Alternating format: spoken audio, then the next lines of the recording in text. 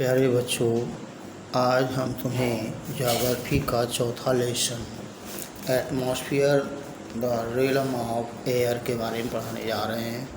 सबसे पहले आप इम्पॉर्टेंट टर्म्स लिख करके याद करें। इम्पॉर्टेंट टर्म्स में एटमॉस्फेयर क्या है, टेम्परेचर क्या है, isolation, solar radiation, troposphere, planetary winds, monsoon, humidity, evaporation, condensation, precipitation, water vapour, इन सब के बारे में डेफिनेशन की दी गई हैं। इन्हें याद करके कॉपी पर नोट करें। पहला है atmosphere, the envelope of gases that surrounding the earth.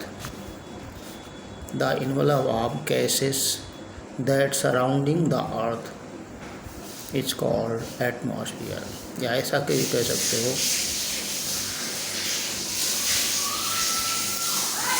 Those are gases which are found in our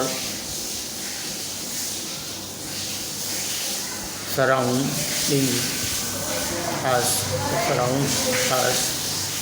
is called atmosphere। या हमारे चारों ओर सराउंडिंग अस एटमॉस्फेयर, हमारे चारों ओर जो भी तत्व पाए जाते हैं उन सबको एटमॉस्फेयर में शामिल करते हैं naturally. Temperature, the degree of the heat, hotness और coldness of the air, temperature का लगा। चाहे ये केवल नहीं टेम्परेचर की ताप बढ़ा हुआ है, मतलब गर्म है तो ही टेम्परेचर है, कोल्ड भी है तब भी टेम्परेचर है।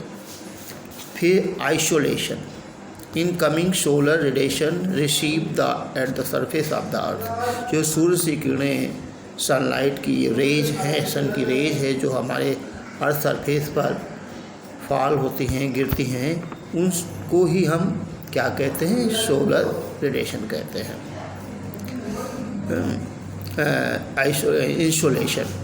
Insolation, solar radiation, the heat give out by the sun. जो टोटल रेज आती हैं वो हम सोलर रेडिएशन कहते हैं। जो केवल धरातल पर पड़ती हैं उनको इंसोलेशन कहते हैं। सौर विकिरण जिसे कहते हो आप लोग, solar energy.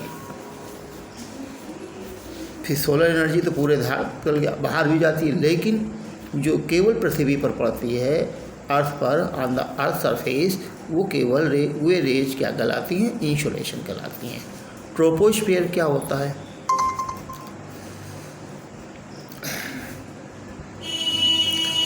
The lowest layer of the atmosphere where all the weather phenomena take place. कहते हैं lowest layer of the atmosphere. हमारे एटमॉस्फेयर में आपकी 4 लेयर है। 4 में से सबसे लोवेस्ट जो निचली परत है आपकी वो है ट्रोपोस्फेयर। फिर इसके बाद में planetary winds. Planetary wind permanent winds which regularly blow on the earth surface in definite belts.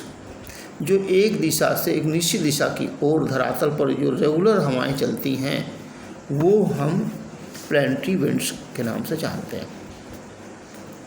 Monsoon, a system of winds characterized by the reversal of direction with the season। ऋतु परिवर्तन के साथ चलने वाली हवाओं को, जैसे ही ऋतु परिवर्तित हो उसके साथ जो भी हवाएं चलती हैं समय समय पर, वो हम मानसून कहते हैं उसे। ह्यूमिडिटी, द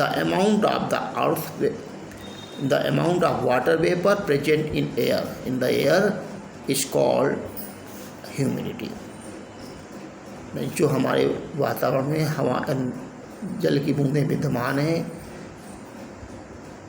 जो नमी कहते हैं पाई जाती है, वो ह्यूमिडिटी कहलाता है अंग्रेजी में।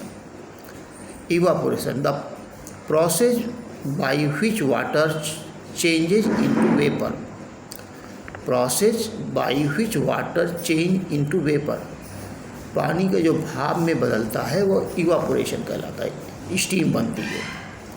कंडेंसेशन, अब the process convert excess water vapour into tiny droplets of water. कहते हैं जब ये भाप बनकर ऊपर जाता है तो ये बूंदों में संग्रहित हो जाती है, तो इसे हम कंडेंसेशन कहते हैं।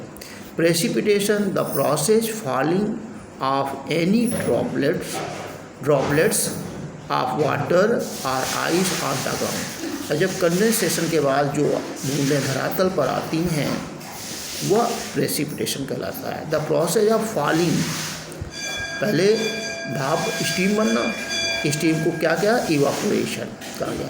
फिर उसके बाद में वो पानी जाकर संघनित होता है, एकदम मिलता है एक दूसरे में, पूरे भाप की बूंदें जो है संघनित हो जाती हैं, एक साथ मिल जाती हैं, तो वो क्या होता है, संघनन होना कंडेंसेशन कहलाता है। फिर वो पानी बूंदें जब ऊपर हवा में ठहर नहीं पाती, बूंदें तो नीचे आती हैं, तो वो प्रेसिपिटेशन कहलाता है। Water vapour, these gaseous state of water vapour the gaseous state, पानी जो है गैसियस, पानी जो है जब गर्म होकर भाप बनता है, भाप बनने को हम वाटर वेपर कहते हैं। और प्रोसेस एक स्टीम और चेंज, ये चेंज होने की प्रक्रिया है, बनता है, लेकिन स्थित है वाटर वेपर इवापोरेशन। देखिए ध्यान, ये दोनों process by which water change into vapour, पानी से भाप में बदलना इवापोरेशन कहलाता है। फिर वाटर द गैसियस स्टेट, मतलब पानी का गैसियस स्टेट मतलब एक स्तर होता है, गर्म होकर भाप बनने का तरीका होता है, मतलब एक विधि के अंतर्गत आता है। वो स्टेट जो होता है वाटर का, वो वाटर वेपर कहलाता है। मतलब भाप बनने का प्रोसेस शुरू होने का अवस्था की, पानी जैसे गर्म पहले पानी है तो हम वाटर वेपर, इवापोरेशन तो ऑलवेज मतलब एवरग्रीन, हमेशा होता है, हमेशा होता रहता है, एवर। और एक स्थिति होती है जब धूप में रखते हैं, पानी की अवस्था गर्म होता है तो और अधिक वेपर बनता है, ऐसी अवस्था गैसियस स्टेट वाटर आप कहलाता है।